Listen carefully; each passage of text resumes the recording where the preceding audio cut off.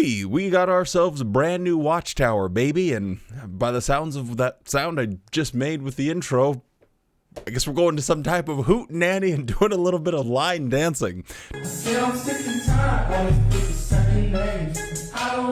Don't really know what that was, but we're going to roll with it. Here in this Watchtower, we're going to briefly talk about a couple of different things with regard to apostasy, someone that was removed from Bethel falsely for apostasy. We're going to talk about how Jehovah's Witnesses don't need to teach people to learn about the organization, but only God, which I found kind of hilarious. And then a weird little story about performative humility done by a governing body member. So a couple of things to say about these topics. If you find this interesting, stick around. If not, I'll catch you on the next one. With all of that being said, let's do this.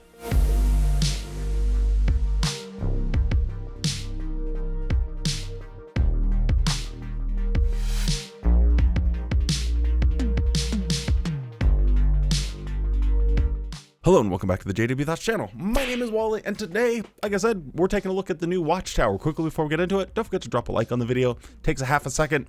It makes a massive difference in how the video performs in the YouTube algorithm. It's very much appreciated by me. It's a tiny, small, free thing. It's all I really ever ask of people is to drop a like, consider subscribing if they are enjoying it.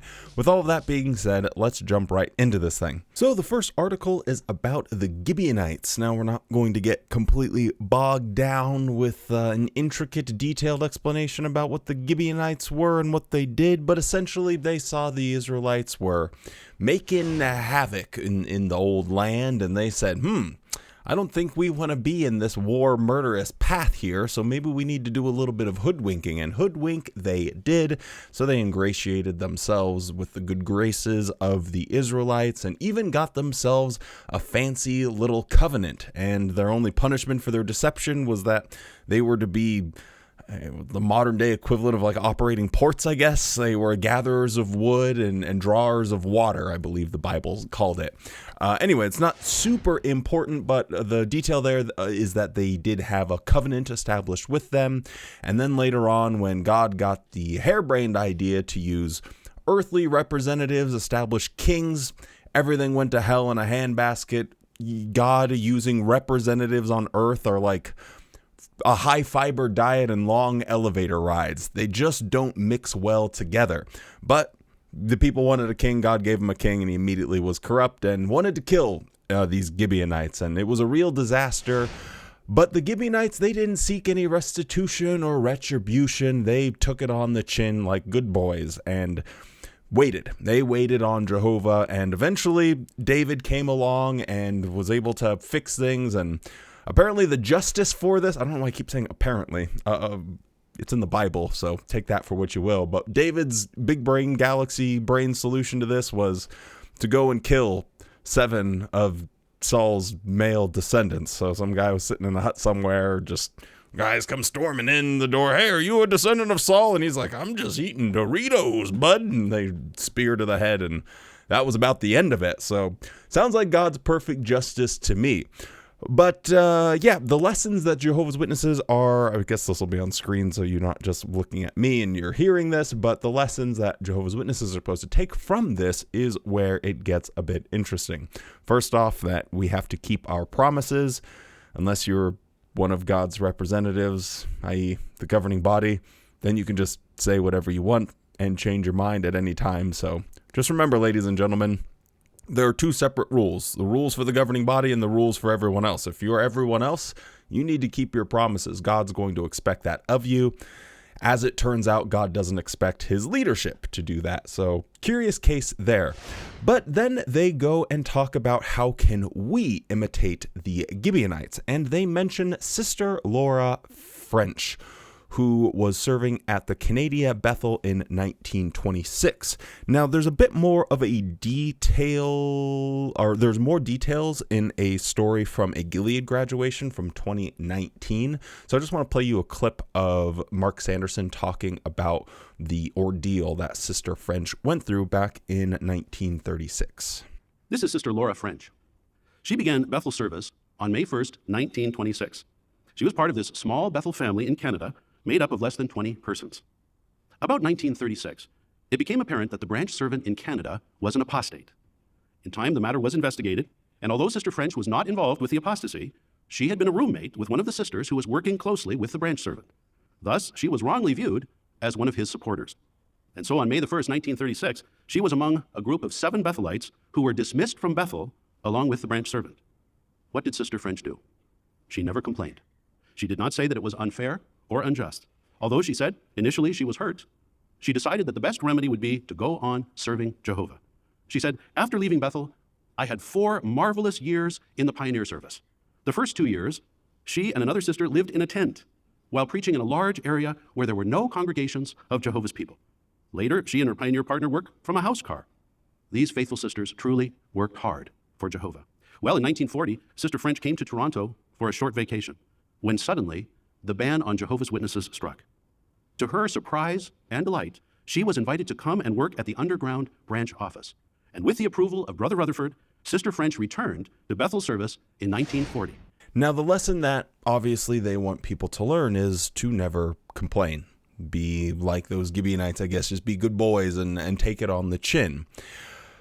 But this whole idea of her getting wrapped up in a false accusation of apostasy really got my mind turning, because how many people have willfully left the organization or went to the elders, wrote letters to the branch office, appealed to circuit overseers about some type of biblical interpretation that the Watchtower had been putting forward, that they, through their Bible-trained conscience and their relationship and Holy Spirit, getting them to move and groove in whatever particular way, came to a conclusion that was against what Watchtower says was official doctrine.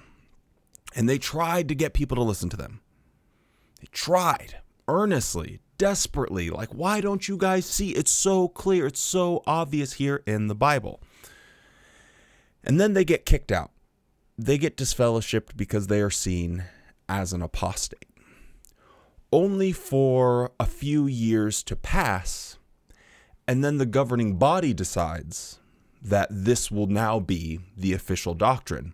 What that person was saying was right all along. Now, in this case, isn't that person similar in a way where it's like a false accusation of apostasy? Is there an apology that's offered? Is there an acknowledgement that that person was indeed correct all along? Never. The line that they'll use is, you were moving ahead of Jehovah's organization. It wasn't time for that to be revealed yet. Even though in the person's mind and heart, it clearly was the time for it to be revealed, because God would have revealed it to them. And the governing body doesn't like that challenge to their power. Oh, someone else can accurately interpret a scripture and come to a right conclusion that we'll later agree with, but that diminishes our power. That diminishes our control. And so we can't be having any of that. And so it just got me thinking, like, how many people were kicked out of the organization for this apostasy, and they don't get to be featured in a Watchtower magazine or at a Gilead graduation as being this faithful servant, because the only difference between the two of them is that one person didn't complain and another person did. So it's all about, like, well, are you going to challenge the leadership structure? And if the answer to that question is yes, then you are yeeted unceremoniously, never to be spoken to or about ever again. Never to be apologized to either, because it will always be your fault. And it's just a really sad situation that a lot of people, unfortunately, find themselves in the position of, because the organization wants one thing: control. And then the next article, which I won't talk extensively on, it's talking about find comfort in the book of Isaiah. And I think the message here is pretty clear. They are kicking people out of Bethel. It's no longer seen as a full-time assignment, as Brother Cook explained at the last annual meeting. And so more and more people that had made their whole lives their Bethel service are having to figure it out here in the real world. And they give an example of someone that had been at Bethel for 17 years and they felt lost and just were kind of like in unfamiliar territory, as it were. But basically, God will provide for you. Don't feel anxious and go to your congregation, because you didn't get a severance package. Your severance package is we assigned you to a congregation, and hopefully there's enough well-to-do, well-off Jehovah's Witnesses that can cover for our lack of a severance package that we're offering you for your 17 years of full-time service that they gave to the organization. And then it talks about some other stuff with an example of a guy that looks like Joey from The Bachelor, Dancing with the Stars. And he apparently has some past mistakes that he's real sad about, but now he's in Pioneer School, so everything is cool. The next article, are you getting to know Jehovah better? No. We're going to just skip that one entirely. But here's the next one. Help others come to know Jehovah. I thought this one was mildly interesting. Here in the very first paragraph, it says, of course, Jehovah deserves the credit for the spiritual progress our Bible student makes. We praise Jehovah when we see how he helps someone to grow spiritually. This is something that's just really annoying. Let me yap about it for 30 seconds here. When you're a Jehovah's Witness, there is this constant, consistent pressure to be a better Jehovah's Witness, to be a better teacher of the Bible. And the burden, the onus is really put on the individual to perfect their craft of teaching, perfect the art of teaching. And they have all of these trainings and schools. And I mean, the midweek meeting is designed to help you become a better teacher. But at the end of the day, as this paragraph says, Jehovah deserves the credit for the spiritual progress our Bible students make. And Jehovah is the one that draws people to his organization. So why do I need to do all this training?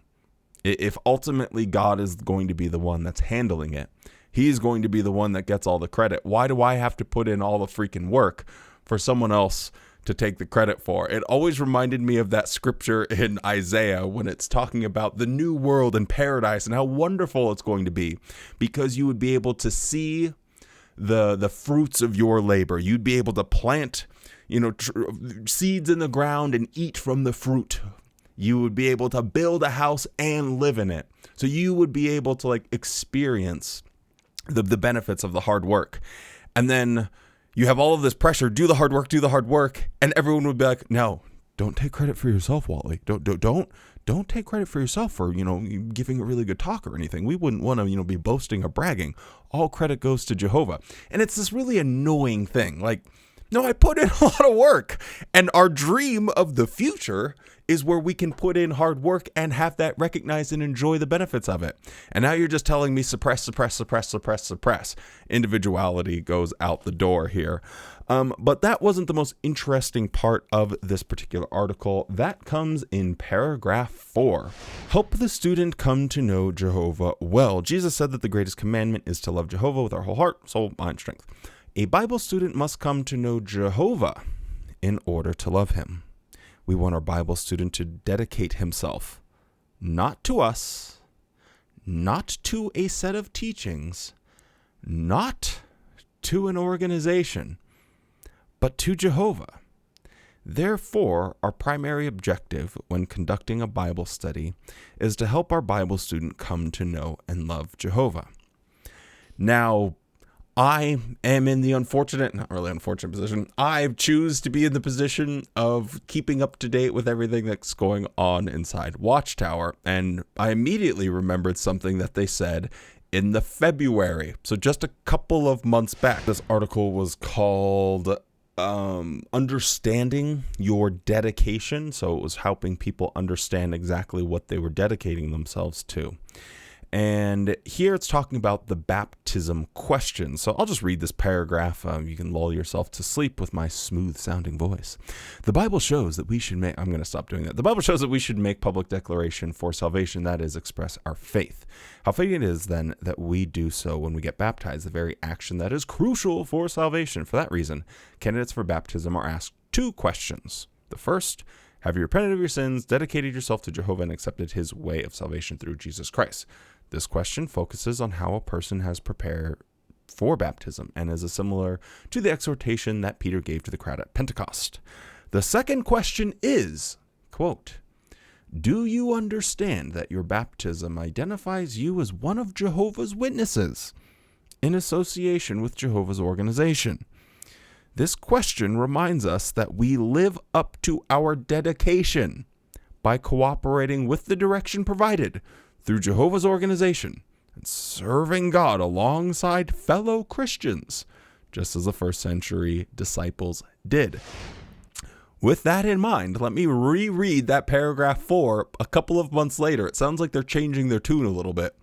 A Bible student must come to know Jehovah in order to love him. We want our Bible students to dedicate himself, not to us, not to a set of teachings, not to an organization, but to Jehovah. So you have to dedicate yourself to an organization, but you're not dedicating yourself to an organization? Which is it? What version are you going with? This is just a direct, blatant contradiction. In the questions, if you are to be baptized, you have to answer yes, that you recognize that this baptism and dedication is to an organization. And yet when they're talking about helping people to or get to know Jehovah, they're not helping them to dedicate themselves to an organization or an individual. Like, both of these things can't be true in the Jehovah's Witness lore. Now, the conspiratorial side of my brain looks at this as maybe, again, I don't know, hold up. Maybe this is part of the rebranding. Maybe we will see in the very near future a shift or change to the baptism questions. I know for a lot of people that those baptism questions, as they've been changed throughout the years, I think they did it once, and I think they've done it many times actually, so I probably shouldn't even speak on this, but I was looking up something completely unrelated the other day, and I think it was a 1987 Watchtower that it mentioned, maybe 1984, somewhere in the 80s, that they had adjusted and added something about the organization, and then they adjusted again in like the late 90s or 2000s. And I know it pissed a lot of people off because it was like, this is a blatant thing. You're not dedicating yourself to God and blah, blah, blah. You're dedicating yourself to the organization. Is this a sign that they're going back in time? Like, hey, maybe we shouldn't be all in on this dedicating yourself to the organization.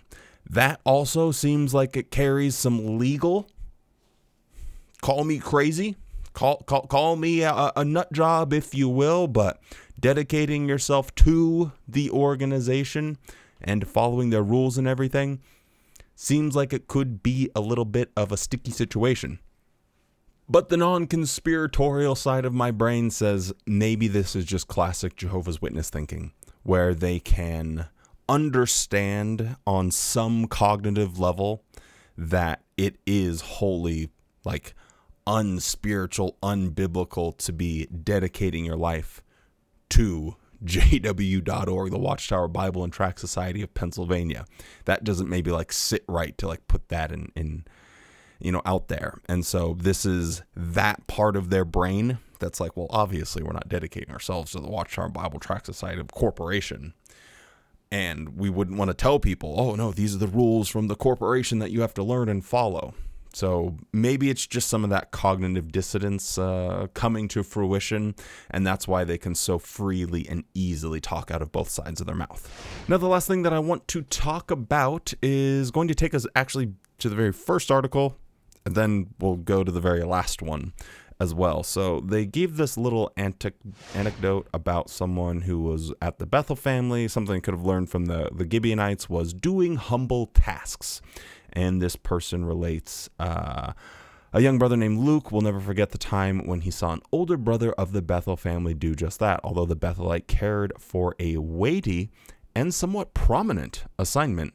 Interesting that they fully admit that some assignments do carry a bit of prominence, because the governing body is very against Jehovah's Witnesses seeing any assignment that they have as being prominent, but here you have it. He quietly volunteered for a night shift to watch to watch the local Kingdom Hall site while it was under construction. So this is a theme here that's going to be repeated shortly. Someone that has a prominent position in the organization, and yet they're choosing to do a very humble task. We're not going to go down the whole rabbit hole of his entire experience as a Jehovah's Witness, but I wanted to just focus on this one thing where he says, when he was at Bethel, my viewpoint of serving others was refined by observing faithful older ones of the Bethel family. One time, Brother Milton Henschel, a member of the governing body, was sitting at our lunch table.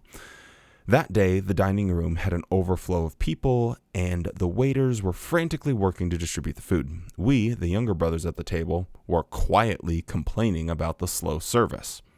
Without saying a word, Brother Henschel got up and along with the waiters started serving pitchers of water and plates of bread and butter.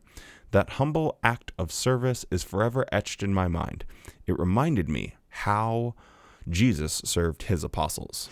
So stories like this pop up from time to time, whether you are a Jehovah's Witness and someone's giving it to you anecdotally or in printed form like this, or even in video. I always remember that, I don't know if it's famous, but there was a video that they put on JW.org showing a few of the governing body members out doing the preaching work, standing next to carts. Sam Hurd and Tony Morris were out there door knocking. Obviously, it was a promo piece. Like, the camera is inside the person's house, like the perspective of it. It's like, clearly this wasn't an organic witnessing experience if the camera is inside the person's house. Obviously, these things are staged, but they do want to give the idea always that the governing body I'm talking about, that their position isn't really so different than ordinary Jehovah's Witnesses. They want to give the appearance that we are just fellow workers. We are also humble servants that are doing the best we can. And whether or not that used to be true and isn't true anymore, I'll leave that for your own decision making to work out. But when I look at these anecdotes that pop up from time to time, I think this is just performative humility, because I don't really care what they do by, handing out some bread. Hey, you got them sweet Hawaiian rolls? Sick. Pass the butter too. Here's some water. That's not a demonstration of humility. That could be seen as performative humility, like, oh, these young bucks, they're sitting over here complaining. Oh, let us show what a good old country gentleman does. We don't complain, we just do stuff. But at the end of the day, they are still making life-altering decisions for millions of people around the world. I don't know if you guys saw it, but I made a video about how long the governing body knew that they were going to be changing the blood policy. And, my sort of harebrained hypothesis was maybe somewhere in and around 2014 is when I could see evidence that this was probably going to be changing. And that is a life and death decision that they sat on for more than a decade. They just didn't say anything, because notifying Jehovah's Witnesses that a particular doctrine is on the chopping block wouldn't be seen as, having authority, having power, as if God was speaking to them. If God's speaking to you, he's going to tell you A, B, C. Like, he's going to give it to you straight. He's not going to be like, well, I don't know. It might take me 10 years to make up my mind, so I'll get back to you in a bit. He's not going to do that. And so they never go and tell Jehovah's Witnesses, hey, we're actually considering changing the blood doctrine. So if you're someone who has leukemia, go ahead and, start storing your blood if you still can, because this might be changed later. You get a free pass. You won't get disfellowshipped or anything like that. They don't do that. That would be humility. Acknowledging that you are wrong. Acknowledging that you don't have all the answers. Not pretending that you are just a humble servant by pouring water. There is a massive difference between actual humility and this performative humility. And that's at the very top all Jehovah's Witnesses suffer from this weird psychosis of calling humility or calling things humble when they're just have no relation to any concept that normal people have of humility at all, walking around thinking that you somehow are part of a select group of less than like 1% of the human population that sees the code and knows the future and know everything. That's not humble. Cutting off your children because of a theological disagreement. There's nothing humble about that. They're very annoyingly arrogant people. So it's something that permeates the entirety of the organization, but it's interesting to see that this really does come from the very top of the group as well. Anyway, that's about all I have to say about this month's Watchtower. It wasn't too exciting, but hopefully, as usual, we extracted a couple of interesting little tiddlywinks for you to chew on, and hopefully you enjoyed listening to me yap. I don't know. Anyway, with all that being said, stay safe, be kind, and don't forget to spend more time loving the things you love than hating the things you hate. Now go out there and have a good ass day. I feel like that's like really important nowadays. Like with algorithms just feeding us hate all the time, I feel like that message is becoming more and more important. Like, I know I say it all the time, and so maybe it just like starts losing its value, but I just feel like every time you open any device of any kind, there's just a wall, a screen of hate, hate, hate, hate, hate. This is what you should hate. This is what you should hate. This is what should make you mad. And so it's like, I feel like it is a good reminder to actually like go outside, turn off those screens. Like, let this be the last YouTube video you watch today, perhaps. Like, go outside, walk your dog, go play with your kids, whatever the case is, go make your own food. Like, spend time loving the things that you love, because there are so many forces in this world that truly just want you to spend all of your time hating the things that you hate. Anyway, I'm just yapping. Uncle Wally out. Peace.